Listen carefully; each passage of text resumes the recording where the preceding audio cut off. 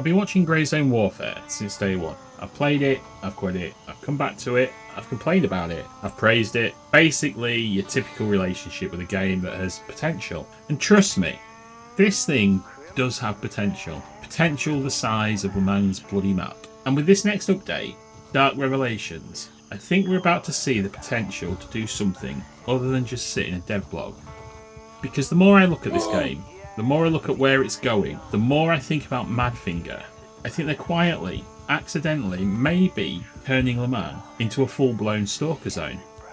Not just inspired by Stalker, not some cheap Easter egg, I mean Roadside Picnic level survival, anomalies, factions, storms. The whole island is trying to kill you energy. And here's the thesis. Before we go any further, if you strip away the guns, strip away the missions, Grey Zone Warfare is starting to follow the same blueprint that Roadside Picnic invented and Stalker perfected. So this video, we're breaking down where Grey Zone Warfare could go next.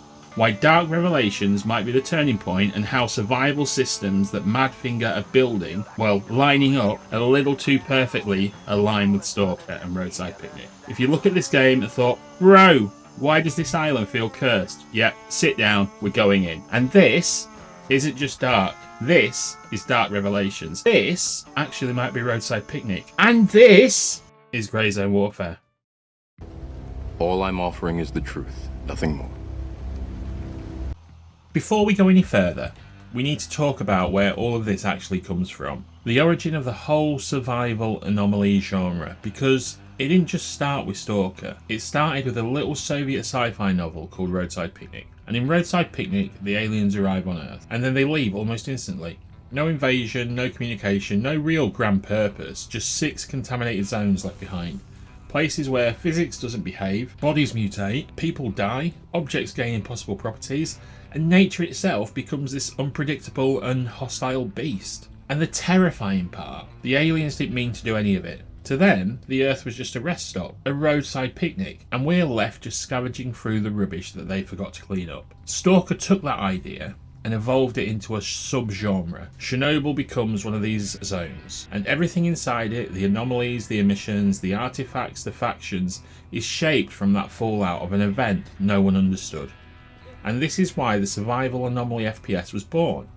A world where the environment isn't just dangerous, it's alive. A world where scavengers called Stalkers crawl in, hunt for artifacts and defy science, and then try to escape with their lives or whatever profit they can carry. It's the tension that defines the genre. You don't just fight the enemies, you survive a zone that's constantly mutating around you.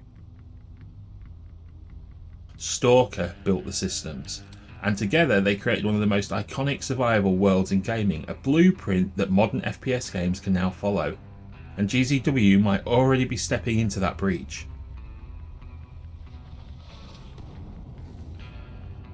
So now that we understand what Roadside Picnic created and how Stalker turned it into survival anomaly genre, let's talk about the part people always forget.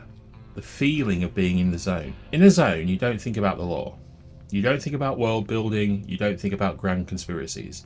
You think, get in, get what I came for, stay alive, get out. And that's the whole loop. That's the entire mentality of a Stalker.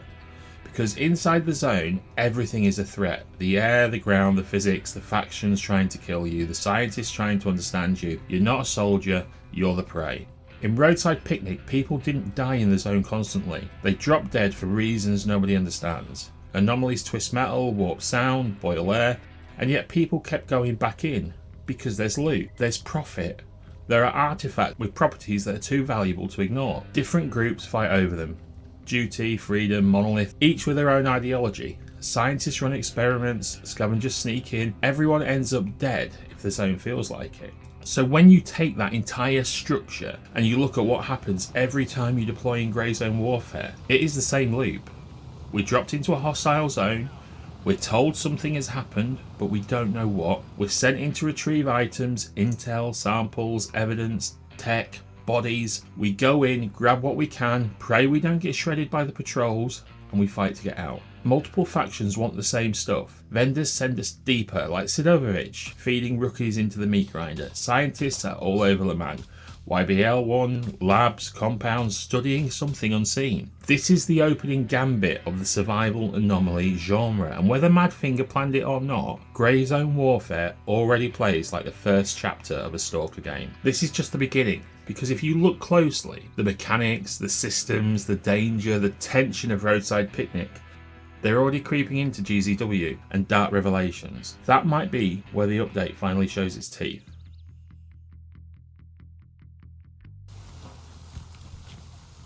But this is just the beginning. If you look closely, the mechanics, the systems, the danger, the tension of Roadside Picnic, they're already creeping into GZW. And Dark Revelations, that might be where the update finally shows its teeth. So let's start with injuries, because this is the foundation of every survival anomaly based game. Right now in Grey Zone Warfare, injuries are fine. Arms break, legs break, you bleed, you patch it, but it's basic. Surface level, painkillers, splint, medikit. In Stalker, a wound isn't an inconvenience, it's a sentence. Dark Revelations is the update, hopefully, where injuries stop being numbers and start being identity. They're adding internal bleeding, infection states, surgical level treatment, meds with consequences, pain management that affects accuracy, bandages that don't magically heal you, quality of wounds as a survival factor. That is not a shooter mechanic. That's Stalker anatomy. Roadside Picnic is full of people who die because they trip the wrong anomaly, inhale the wrong dust, touch the wrong object. Stalker built its entire tension around the idea that every injury is a story. Now, Grey Zone Warfare's injuries are catching up.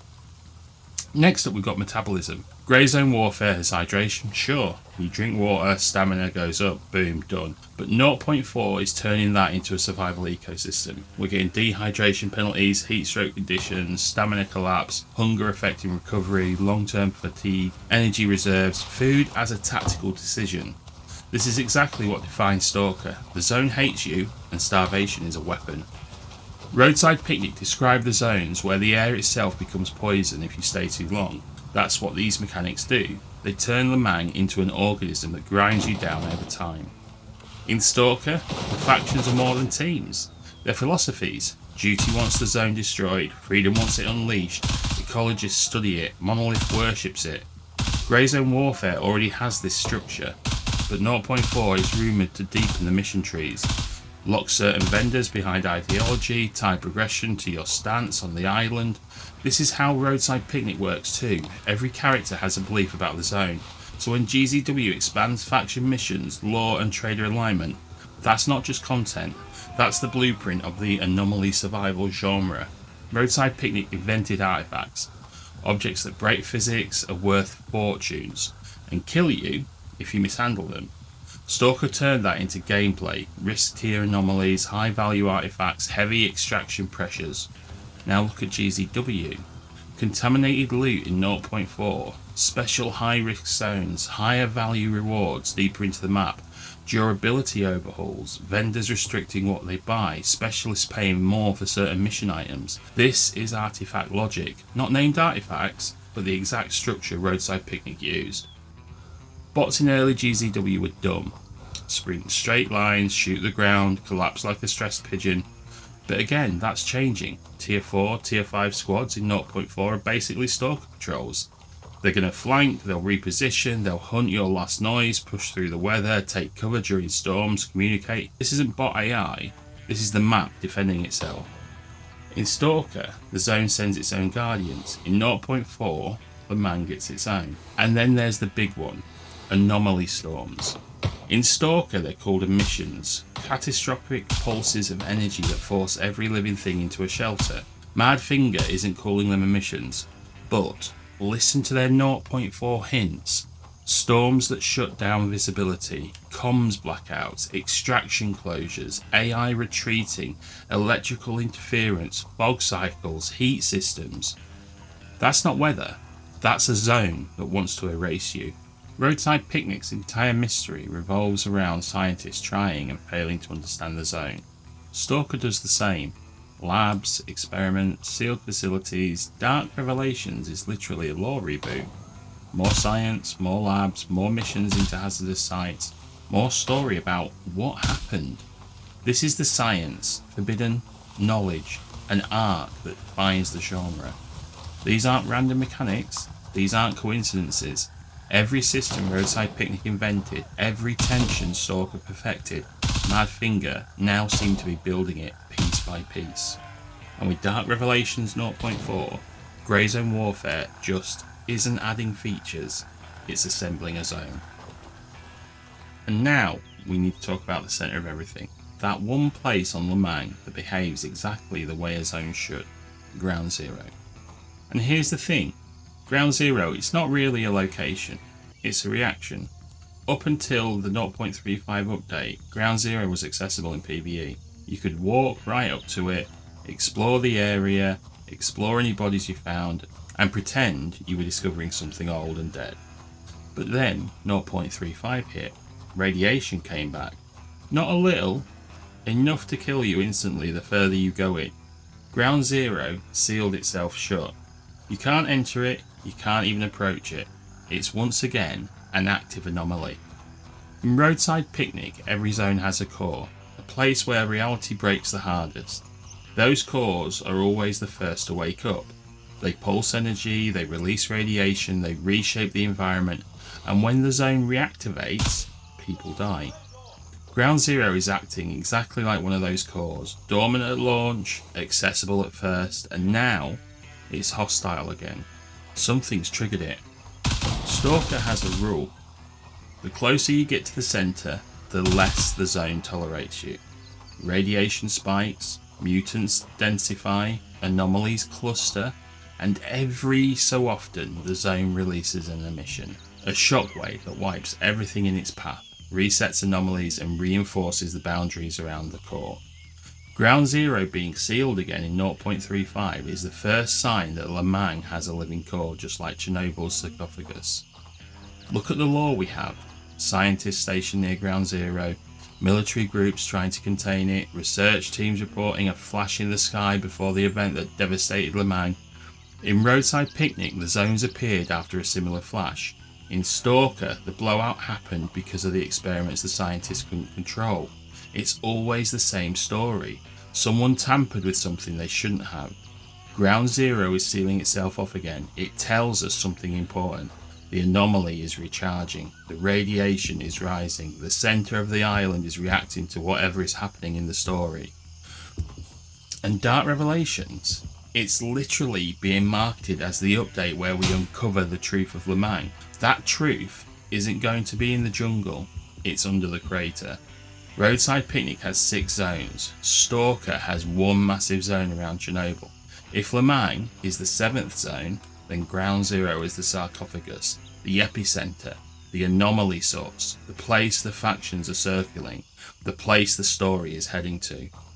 When 0.4 lands, don't be surprised if Ground Zero becomes the single most dangerous location in the game, because in Roadside Picnic and in Stalker, the centre of the zone is where the rules stop working and the narrative truly begins.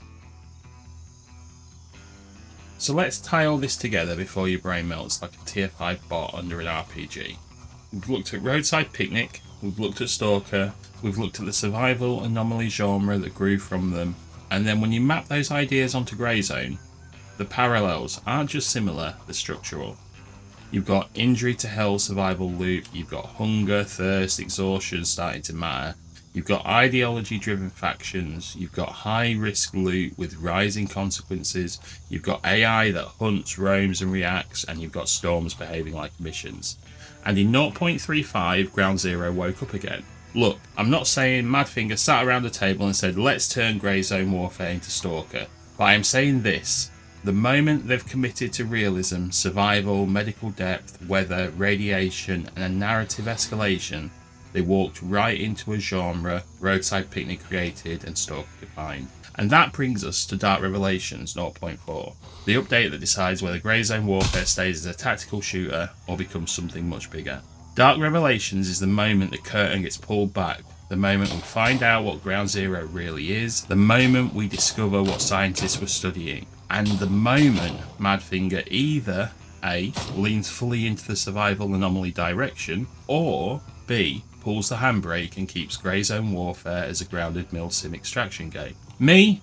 Well, Personally, I think I know exactly what they're sitting on. I think they realise Lamang works better as a hostile ecosystem than a gun range. I think they're building a narrative where the island reacts, where the factions escalate, and where the environment fights back. But the beauty for me is we don't know yet. Dark Revelations could confirm everything, or prove that we've been reading the signals that aren't there. That's the mystery, that's the tension, and that is the fun. And thinking about it, radiation returning at ground zero, storms behaving like emissions, factions digging for meaning, scientists chasing a flash in the sky, survival systems mutating into something brutal.